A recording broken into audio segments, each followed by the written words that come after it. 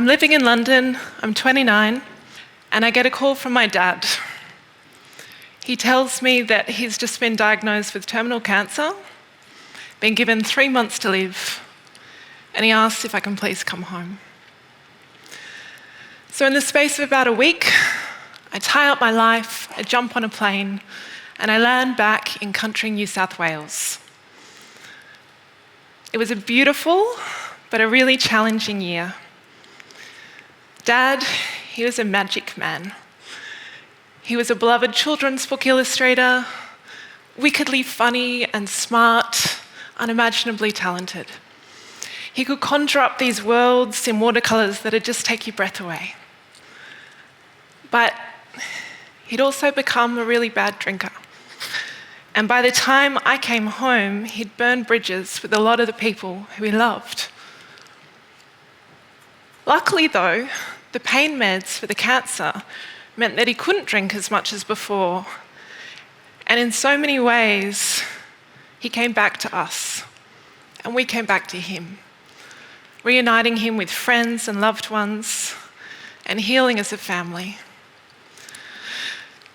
I felt him take his last breath in my arms as I walked him through the sandstone caves he'd played in as a child, through the cypress pines and apple gums and granite boulders of our home in the bush.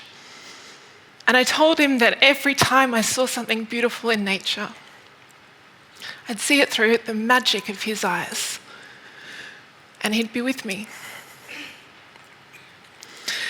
After someone you love dies, you have to move very quickly into this very surreal and practical mode of planning their funeral, organising undertakers and death certificates and egg sandwiches and orders of service, and yo-yoing between these really deep reflections about legacy to funny kinds of questions like, what sort of trousers would they prefer to be cremated in? We made a call on the trousers pretty easily, actually. We chose his favourite brown corduroy pair. But coming to terms with his legacy wasn't such a simple business. Dad had lived a big and messy life. His legacy was as rich and as complicated as he was. And so often we have this need to tie up lives and histories with these neat little bows.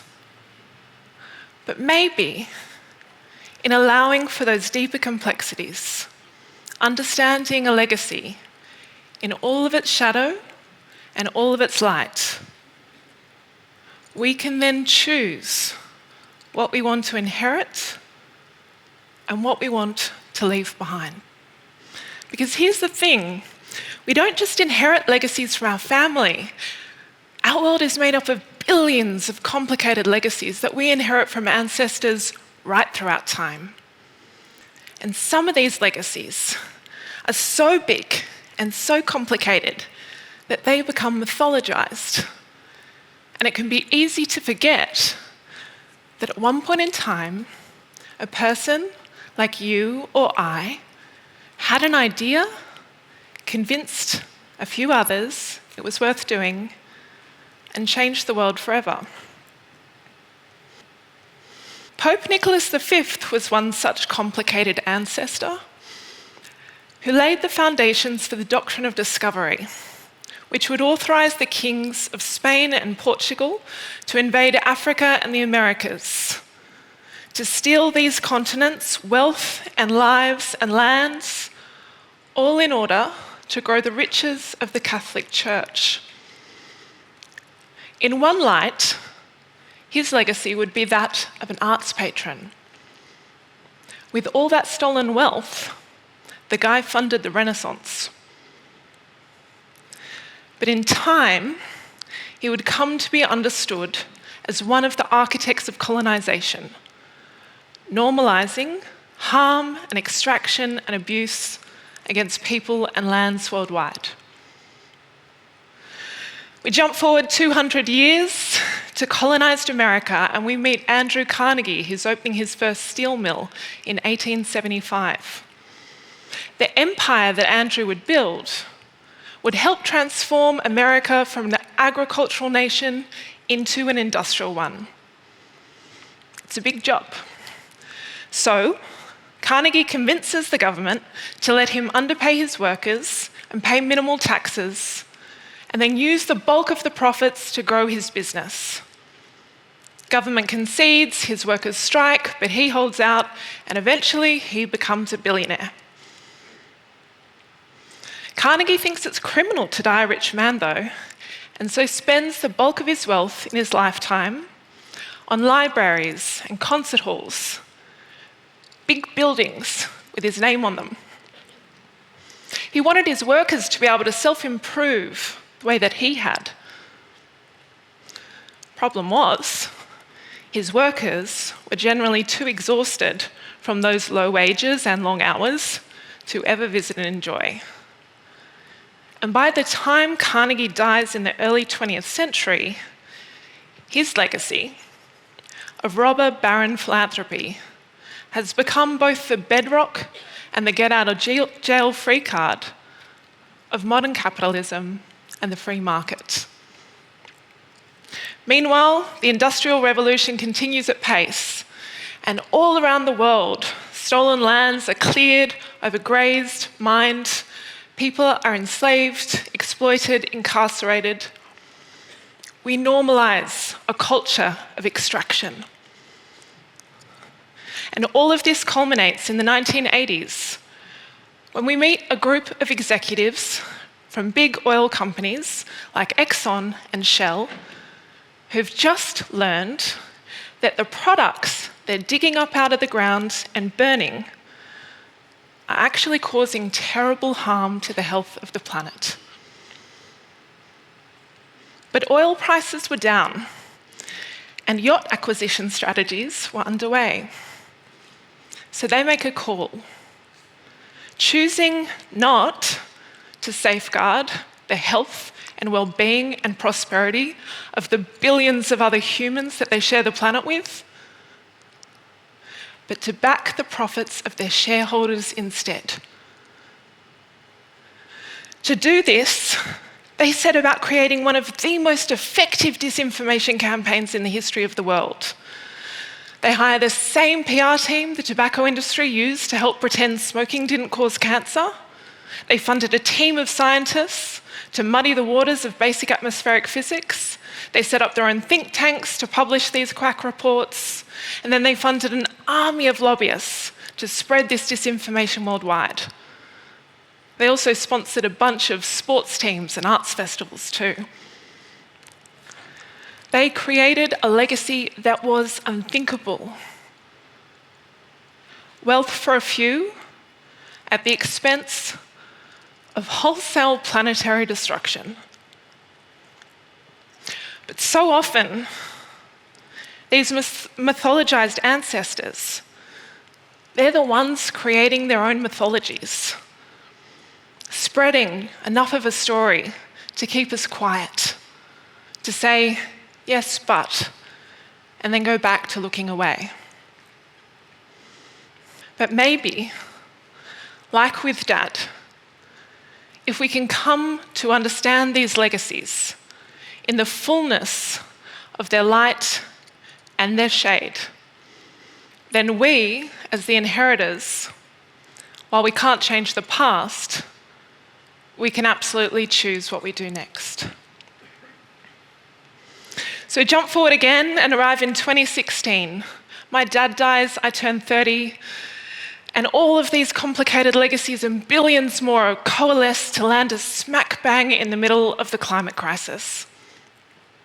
As predicted, the world has warmed 1.1 degrees. We've lost 70% of global biodiversity in my lifetime alone.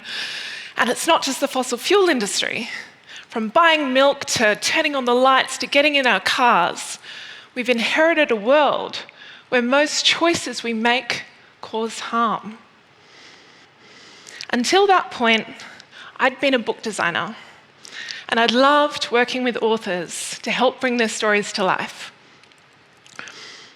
But with Dad's death, I start thinking more and more about my own legacy, and I start to wonder if maybe there are other stories that I can be telling. So, I quit my job and I joined the climate movement. That's not exactly true. First I freak out, get compost, try and turn my dog into a vegan. Doesn't go well. I re-strategize. You know, it's difficult what to do when you love this planet, but you also love cheese. But I soon realized I didn't have to start from scratch. I just found good people already doing the work, and I asked how I could help.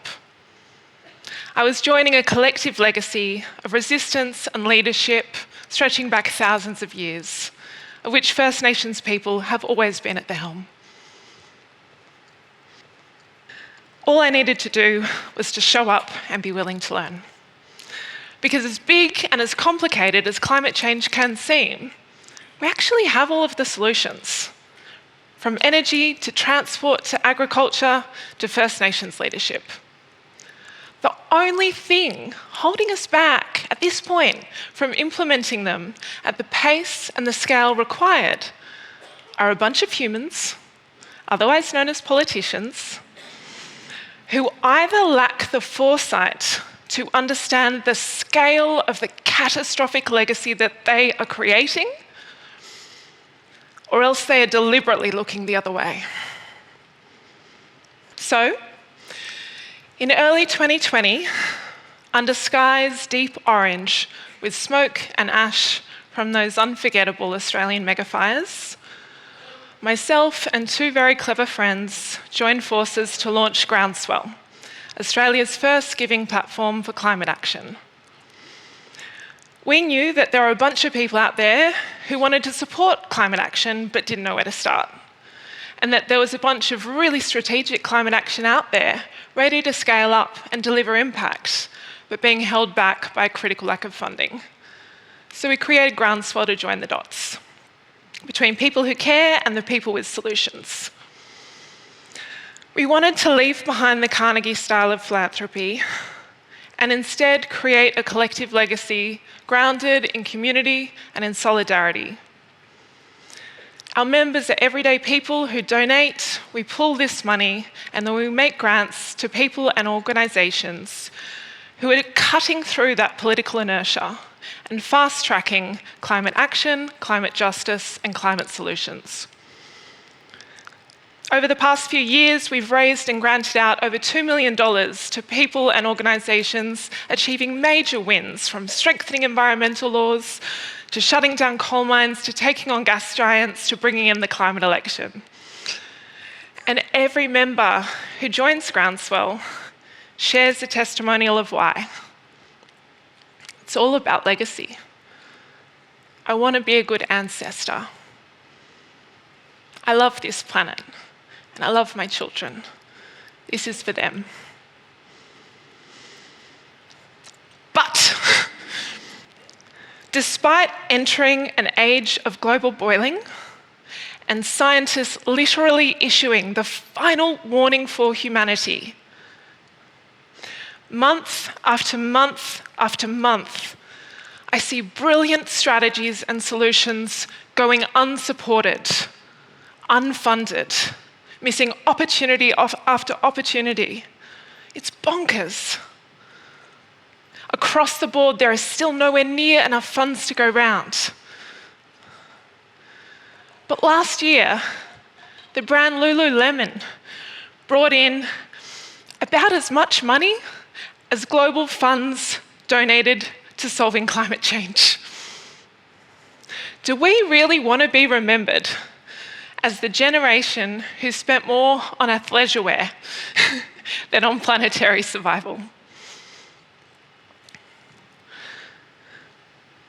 So what story will kids in 50 or 100 years be telling about us and the actions that we took at this moment in time?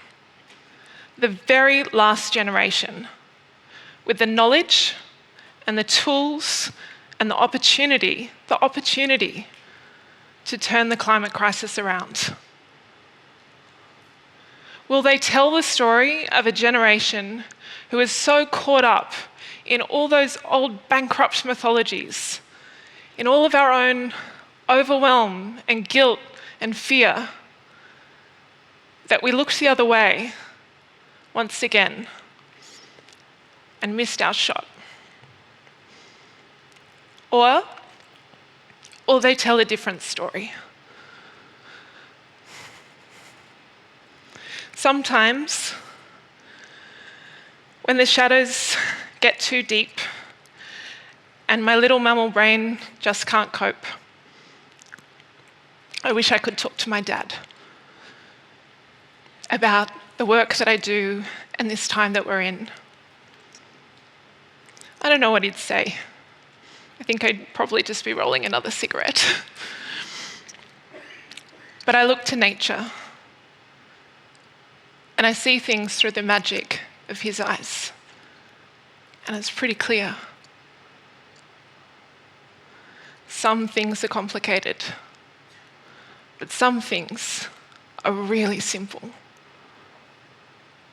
We only have one earth, and we only get one life.